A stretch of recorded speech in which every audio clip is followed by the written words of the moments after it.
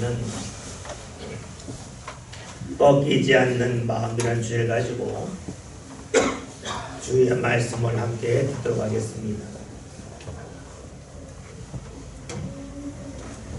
지난 화요일에 우리나라 축구 대표팀이 카타르 월드컵 16강전에서 브라질과 경기하면서 4대1로 졌고 탈락했습니다. 그럼에도 불구하고 대부분의 우리나라 국민들은 백성들에게, 선수들에게 아낌없는 박수를 보냈습니다. 해외 언론에서도 우리나라 대표팀에 대하여 많은 찬사를 보냈습니다. 왜 그랬겠습니까? 실력이 뛰어나거나 브라질과 경기에서 대등하겠지만 운이 다르지 않아서 졌기 때문이겠습니까? 그러하지 않습니다. 축구를 보신 분들은 다 알고 있듯이 우리나라와 브라질의 실력 차이는 확연했습니다. 이 같다면 이상할 정도였습니다.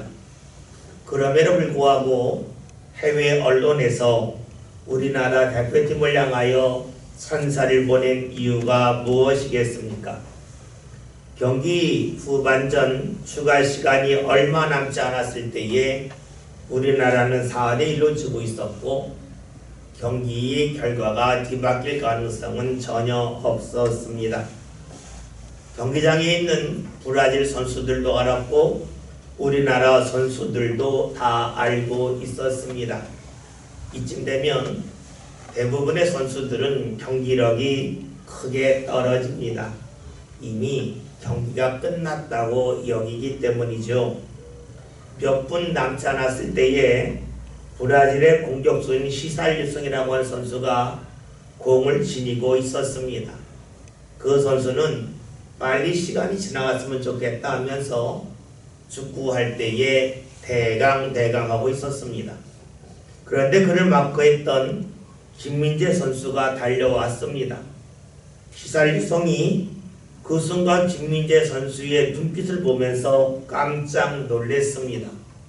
김민재 선수는 전혀 포기하지 않았고 그의 눈은 처음 경기할 때와 조금도 다르지 않았기 때문입니다. 경기를 마친 후에 히살리송은 자신이 축구하면서 이런 모습은 처음 보았다 하면서 김민재 선수에게 찬사를 보냈습니다. 경기의 결과에 연연하지 않고 처음부터 끝까지 최선을 다하는 모습에 놀랐다 하는 것입니다.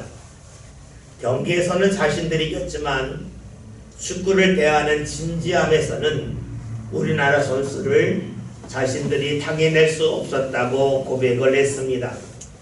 이번 월드컵에서 우리나라 선수들이 결과에 관계없이 끝까지 최선을 다했기에 우리나라 사람들은 아낌없는 박수를 보냈습니다.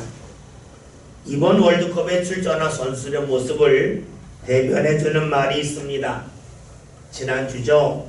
우리나라가 포르투갈 경기에서 1대0으로 끌려가다가 2대1로 승리한 후에 조기성 선수가 태극기를 가지고 와서 거기에 있는 모습을 사진을 찍어서 올렸습니다.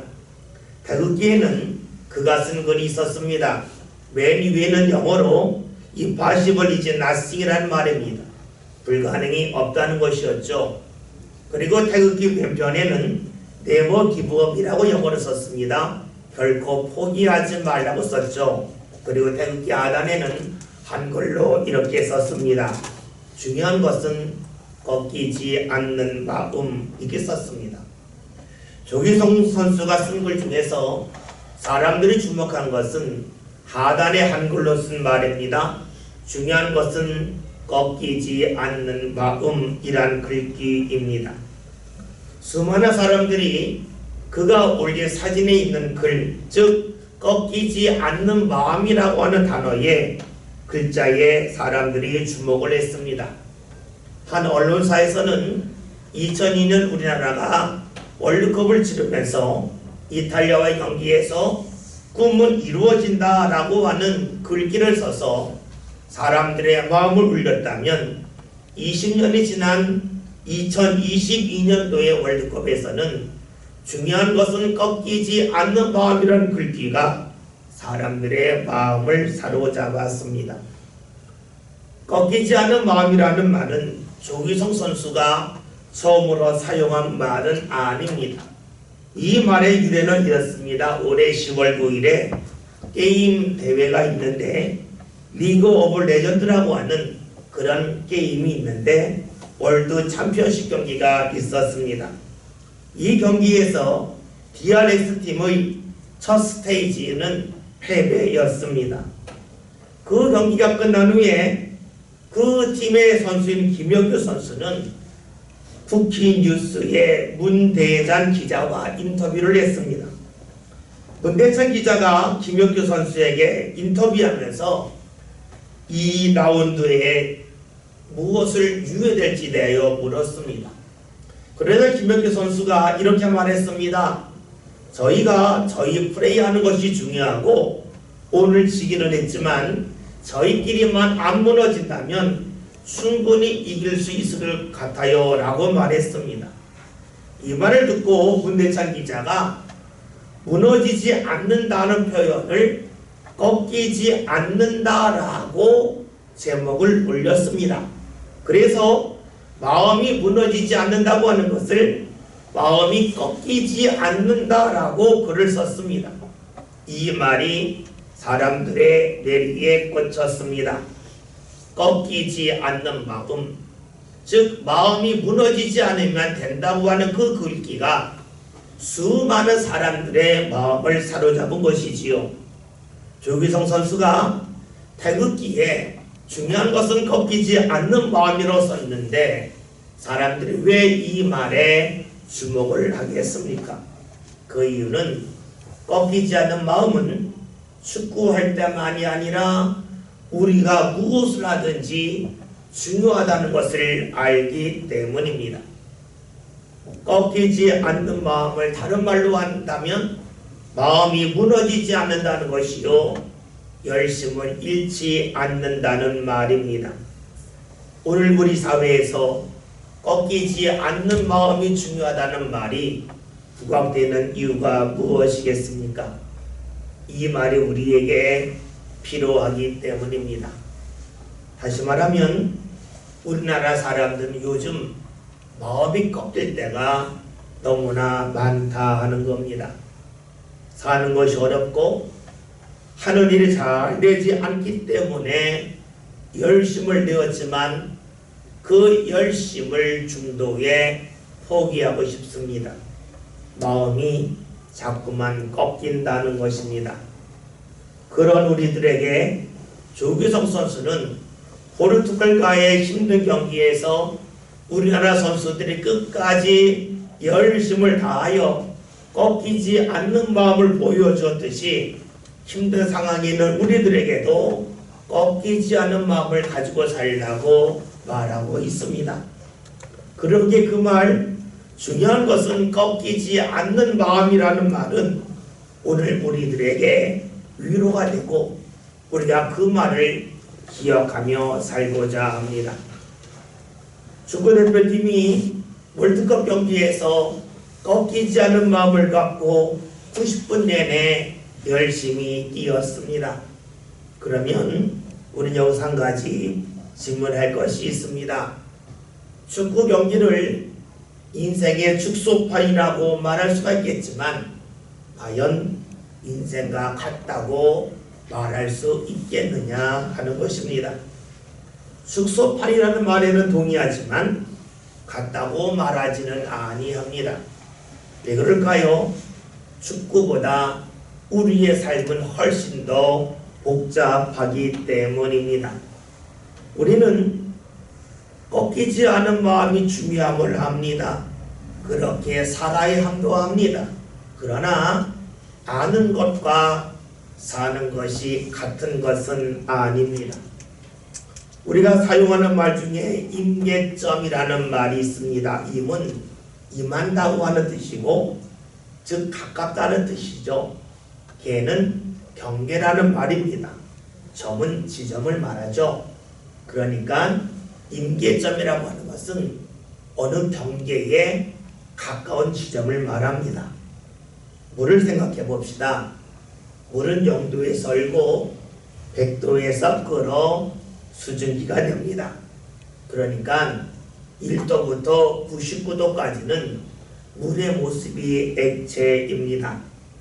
그런데 물에 열을 가하여 100도가 되면 그 물은 수증기가 되어 다 증발하고 맙니다. 물이 물의 모습을 유지하는 것은 100도 아래일 때입니다. 100도가 넘으면 물은 물의 모습을 유지할 수가 없습니다. 그래서 물에게 있어서 100도는 임계점입니다. 여러분, 임계점이 물에만 있겠습니까? 아니지요. 사람에게도 역시 그러합니다. 우리 옛말에 좋은 말도 3번 들으면 싫다는 말이 있습니다. 무슨 말입니까? 좋은 말을 처음 들을 때에는 너무나 기분이 좋은데 2번째 들으면 평범한 말이 되고 3번째 들으면 그 말이 싫다는 겁니다. 분명 같은 말입니다. 같은 말인데 첫 번째 들을 때와 2번째 들을 때와 3번째 들을 때 다르게 들립니다. 왜 그럴까요? 상대의 목소리가 달라졌기 때문이 아닙니다. 우리의 마음이 달라졌기 때문입니다. 다른 말로 하면 우리의 마음이 꺾였기 때문입니다. 그래요. 물에 임계점이 있듯이 사람에게도 임계점이 있습니다. 임계점에 이르기 전까지는 사람의 마음이 달라지지 않아요. 마음이 꺾이지 않습니다. 그러나 임계점이 되면 물이 수증기가 되어 증발하는 것처럼 사람도 임계점에 이르면 자신이 가지고 있던 마음도 어느새 수증기가 되어 날아가고 맙니다. 사라지고 맙니다. 마음이 꺾이고 말지요. 중요한 것은 마음이 꺾이지 않는 것이라는 말에 동의하지만 사람의 마음은 언젠가는 꺾입니다. 꺾이지 않기를 원하지만 물이 그리하듯이 사람에게도 임계점이 있기 때문입니다. 다시금 물을 생각해 봅시다. 물에 열을 가하면 증발을 하죠. 그러나 물 속에 무엇이 있느냐에 따라서 증발하는 속도가 달라집니다. 물이 0도가 되면 옵니다. 그러나 물 속에 무엇이 있느냐에 따라서 어느 지점 임계점이 달라집니다. 자동차에는 엔진이 과열되는 것을 방지하기 위하여 냉각수를 집어넣습니다. 그런데 자동차에 집어넣는 냉각수는 그냥 물이 아니죠. 물에다가 어떤 화학약품을 탔습니다. 그러기에 추운 겨울에 0도가 되고 때로 영하 10도가 돼도 냉각수가 얼지 아니합니다. 왜 그렇습니까? 무언가 들어가 있기 때문입니다. 물속에 무엇이 들었느냐에 따라서 임계점이 달라집니다. 어는 지점이 달라지고 끓는 지점이 달라지죠. 사람도 역시 그래요. 사람 안에 무엇이 있냐에 따라서 임계점이 다릅니다. 돈이 있기 때문에 임계점이 다른 사람이 있습니다. 지식이 있어서 임계점이 다른 사람이 있습니다. 가족이 있어서 임계점이 다른 사람이 있습니다. 그렇죠? 사람마다 임계점은 다 다릅니다. 그러나 우리가 아는 것은 다르라 할지라도 임계점이 있다는 겁니다. 무언가 마음에 있는 것 때문에 마음이 달라지는 때와 지점이 다르겠지만 모든 사람에게는 한계가 있습니다. 다른 말로 하면 모든 사람의 마음은 언젠가는 꺾인다는 겁니다. 다른 사람이 주위에 있는데 그 사람의 마음이 꺾였고 내 마음이 꺾이지 않을 수 있습니다. 그렇다고 해서 내 마음이 영원히 꺾이지 않는 것은 아닙니다. 어느 지점이 되면, 즉 나에게 임계점이 다가오면 나의 마음도 꺾일 수밖에 없습니다. 그렇기에 지금 내 마음이 꺾이지 않았다고 해서 내 마음이 계속해서 꺾이지 않을 거라고 여기면 큰 착각입니다. 모든 사람에게는 임계점이 있기에 마음이 달라지고 마음이 꺾입니다.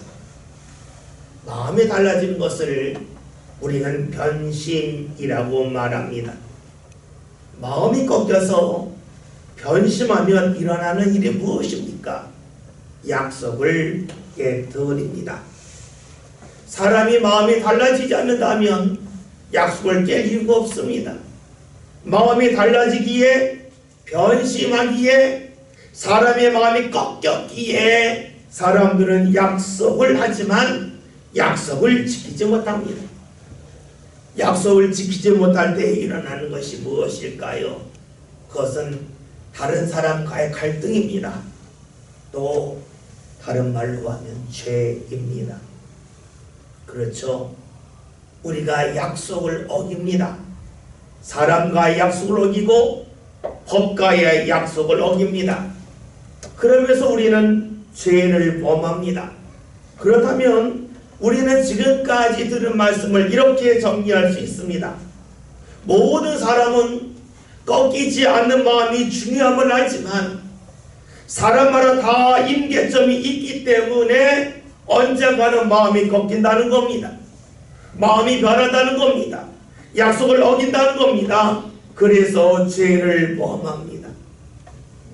다른 말로 하면 모든 사람에게는 임계점이 있기에 모든 사람은 약속을 깨뜨리고 그러기에 한 사람도 죄를 범하지 않는 사람은 없다는 겁니다. 물론 임계점이 다르기 때문에 마음이 꺾이는 지점이 다르고 죄를 범하는 범위 분야가 다를 수가 있겠지만 그 자리에서 자유로운 사람은 하나도 없습니다.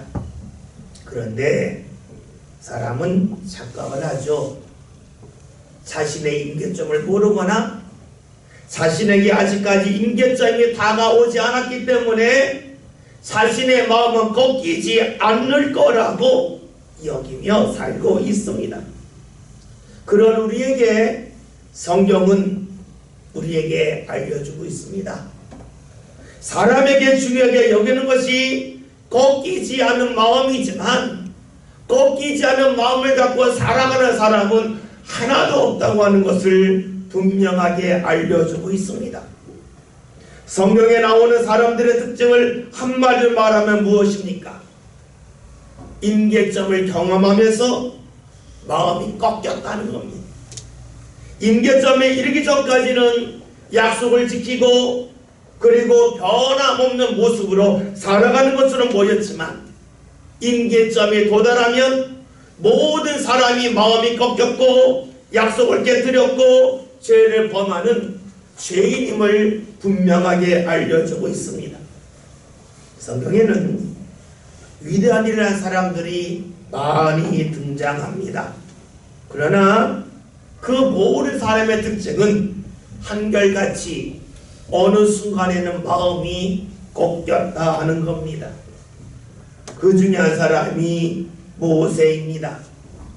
우리가 알고 있듯이 모세는 이스라엘을 애굽에서 이끈 지도자입니다. 그는 하나님을 만나서 십계명을 받았습니다. 그가 지팡이를 내밀 때에 밤새 동풍이 불면서 바다가 갈라지기도 했습니다.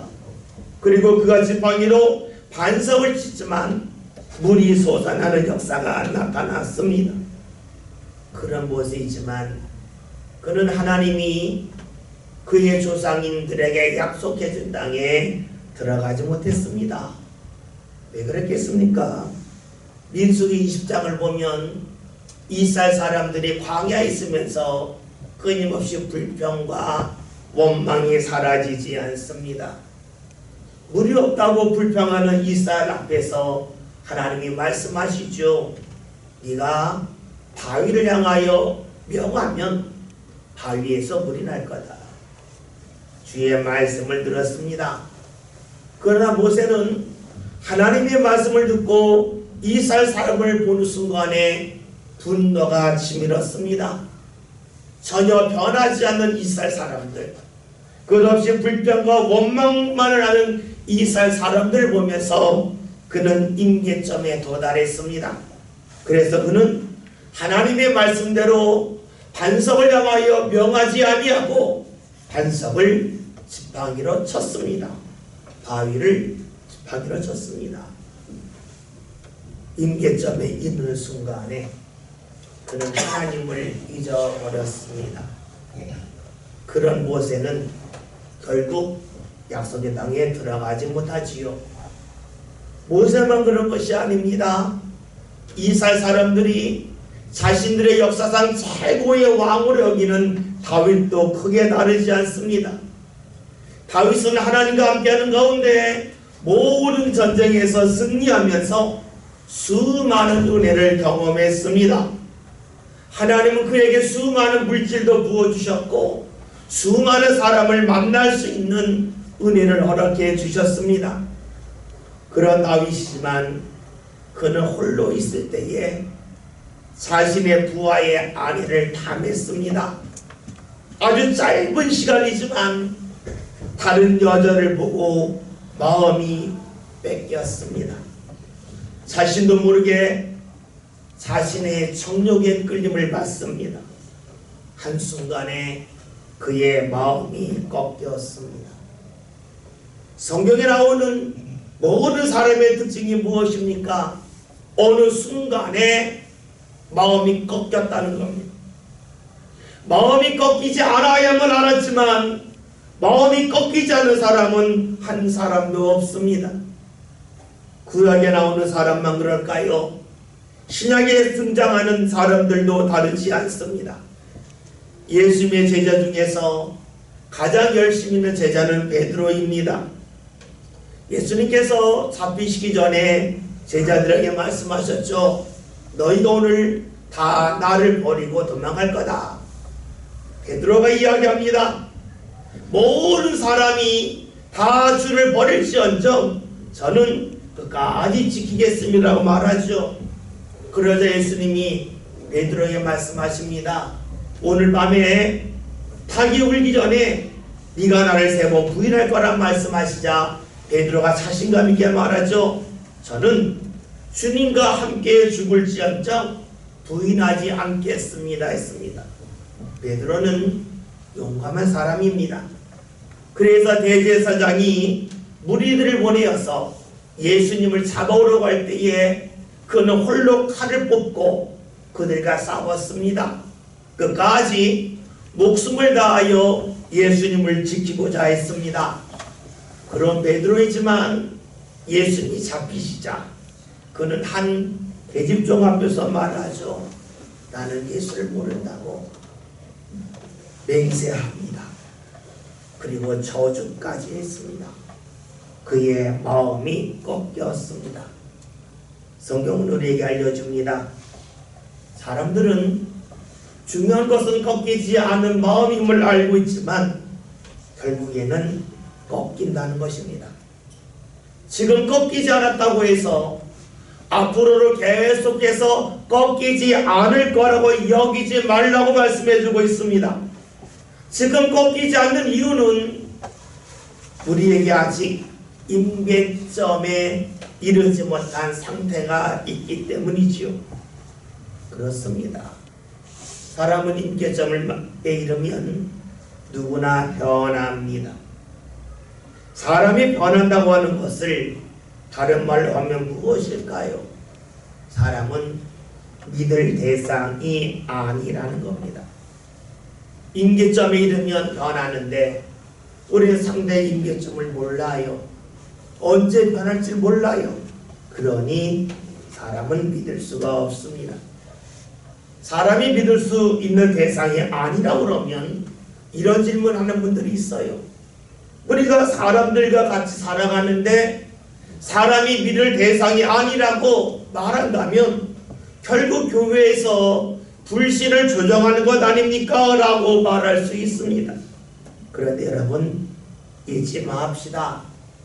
사람은 임계점이 있기에 변하고 죄를 저질릅니다.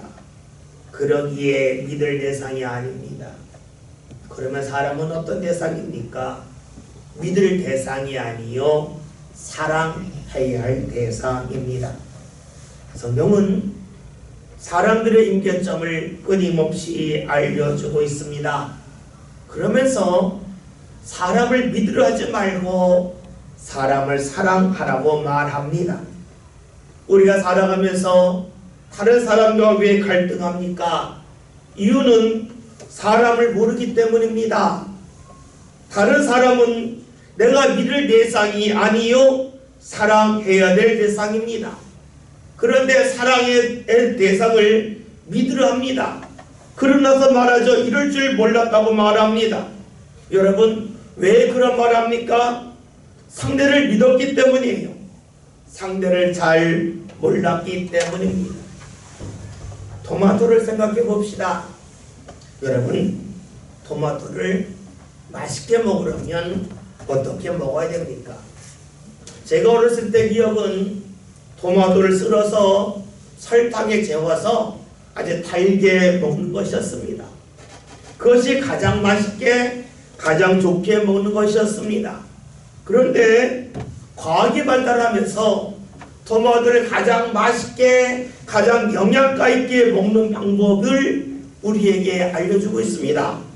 그것이 무엇입니까? 우리가 잘 알고 있는 것처럼 토마토는 불에 익혀 먹는 겁니다. 익혀 먹어야 영양가가 높아지고 더 맛있게 먹을 수 있습니다. 그런데 토마토를 먹으면서 익혀 먹지 않고 다른 채소처럼 생으로 먹으면서 토마토를 먹었는데 영양가를 내가 별로 얻지 못했다라고 말한다면 누구 잘못입니까? 토마토의 잘못입니까? 먹는 사람의 잘못 때문입니까? 우리는 알고 있습니다. 토마토의 잘못이 아님을 알고 있습니다. 여러분 우리의 삶에 가장 아름답고 가장 복되게 사는 길이 무엇입니까? 그것은 사람을 알아야 됩니다. 사람들에게 꺾이지 않은 마음이 중요하다고 하는 것을 누구나 알고 있지만 임계점을 만나면 모든 사람이 꺾입니다. 그러기에 사람은 믿을 대상이 아닙니다. 사랑해야 될 대상입니다. 우리는 이것을 잘 모릅니다. 이걸 믿고 삽니다. 그래서 삶이 힘들다고 말하죠. 내가 속았다고 말을 합니다. 그런데 사람은 믿을 대상이 아니요 사랑해야 될 대상임을 분명히 아신 분이 있습니다. 누구입니까? 오늘 말씀을 보겠습니다. 말씀 함께 봅니다. 예수께서 아버지께로 돌아가실 때가 이르리라시고 세상에 있는 자기 사람들을 사랑하시되 끝까지 사랑하시느냐. 아멘. 예수님은 함께했던 제자들을 믿지 않았습니다. 여러분 믿지 않았다고 하는 것은 늘 의심했다는 게 아닙니다. 예수님은 사람을 대할 때에 믿을 대상이 아니요 사랑해야 할 대상으로 여겼습니다. 왜 그렇습니까? 사람에게는 누구나 다 임계점이 있기 때문입니다. 사람들은 무엇이 옳은 줄 압니다. 어떻게 살아야 되는지도 압니다. 그러나 임계점을 만나면 모든 것이 무너집니다. 마음이 꺾이고 맙니다. 꺾이는 지점이 다를 뿐이지요. 다른 말로 하면 모든 사람은 죄인입니다. 마음이 바뀌기 때문에 그래요. 꺾이기 때문에 그래요. 그러니 사람은 믿을 대상이 아니라 사랑해야 될 대상입니다. 예수님이 세상에 왜 오셨습니까? 예수님은 의인이 아닌 죄인을 부르러 오셨습니다. 왜 죄인을 부르러 오셨습니까? 사람은 믿을 대상이 아니요 사랑해야 될 대상이기 때문입니다. 모든 사람에게는 임계점이 있어서 마음이 꺾이고 마음이 달라지고 변심되어 죄를 범하기 때문입니다. 만약에 사람을 믿는다 하면 언제까지 믿어야 됩니까? 그 사람에게 임계점이 오기 전까지입니다. 그러나 예수님은 모든 사람에게 임계점이 있음을 아셨기에 사람을 믿으려 하기보다는 사람을 사랑하셨습니다. 예수님이 일생을 살면서 누구든지 만날 수 있었던 이유가 여기에 있습니다. 왜냐하면 예수님은 사람의 임계점을 알았고 사람의 마음이 꺾임을 알았고 사람이 죄인임을 아셨고 그들을 사랑하기로 하셨기 때문입니다. 오늘 말씀을 보면 예수님께서 세상을 떠나실 때가 되었다고 말씀하고 있습니다. 그런데 예수님은 끝까지 자기 사람을 사랑하셨습니다. 예수님의 사랑은 끝까지 이어졌습니다. 다른 말로 하면 예수님의 사랑은 한순간도 꺾이지 않았습니다. 예수님의 세상에 오셔서 무엇을 하셨습니까? 어떻게 하면 사람을 믿을까지 하셨고 어떻게 하면 사람들을 더 사랑할 수 있을까에 초점을 맞추셨지요. 그런 예수님이 하신 것이 무엇입니까? 사람들에게 먹을 것을 주고 사람들의 병을 고쳐서 건강하게 하신 겁니까? 물론 그런 일도 하셨지만 예수님은 사람들을 가장 사랑하는 방법이 무엇인지를 몸소 보여주셨습니다. 그것은 바로 십자가를 지시는 것이었습니다. 모든 사람의 죄를 짊어지고 십자가를 지심을 통하여 사람들로 하여금 죄에서 벗어나서 하나님 앞에 마음껏 나갈 수 있는 길을 여고시고자 하셨습니다. 예수님이 우리를 사랑하는 방법은 우리로 하여금 하나님을 만나게 하는 것이었습니다. 무언가 잠시 소유하게끔 하는 것이 아니라 하나님을 만나서 하나님을 인도함 받고자 하는 그런 삶을 살 수 있도록 하셨습니다. 여러분, 예수님은 끝까지 우리를 사랑하셨습니다. 십자가에서도 모진 고통 속에서도 예수님의 사랑은 중단되지 아니했습니다.